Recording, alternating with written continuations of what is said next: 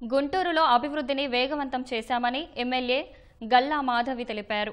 CC రోడ్లు, కల్వర్ట్లు, డ్రైన్లకు సంబంధించి 14 కోట్ల రూపాయలతో చేపట్టిన పనులకు మేయర్ కోవెలమూడి రవీంద్రతో కలిసి ఆమె శంకుస్థాపన చేశారు.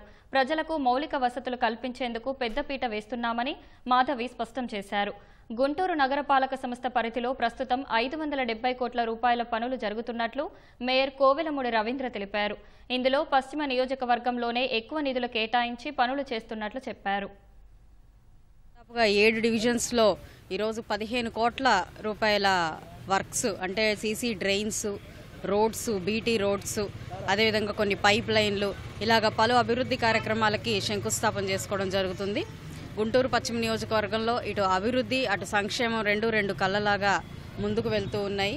కాంట్రాక్టర్లు కూడా త్వరితగతిన తీసుకున్న పనులన్నీ కూడా ముందుకు తీసుకొచ్చి పనులు పూర్తి చేసి ప్రజలకి అందుబాటులోకి తీసుకురావాలి అని చెప్పి కోరుకుంటూ, కూటమి ప్రభుత్వం ఎప్పుడూ కూడా ప్రజల యొక్క సంక్షేమం కోసం, అభివృద్ధి కోసమే కట్టుబడి ఉంది అని ఈ సందర్భంగా చెప్తూ, జనసేన, బీజేపీ, తెలుగుదేశం పార్టీ ప్రెసిడెంట్లు, నాయకులు, కార్పొరేటర్లు, కార్యకర్తలు అందరితో ఈరోజు ఈ కార్యక్రమం చాలా విజయవంతంగా మేము ముందుకు వెళ్ళడం చాలా సంతోషంగా ఉంది.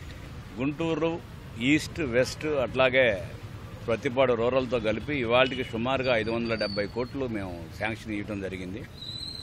మేము ఈ శాంక్షన్లో భాగంగా అత్యధికంగా గుంటూరు వెస్ట్ గౌరవ శాసనసభ్యురాలు సోదరు గల్లా మాధవ్ గారు 270 కోట్ల పైన ప్రపోజల్స్ పెట్టాం. అన్నీ కూడా శాంక్షన్ అయినాయి.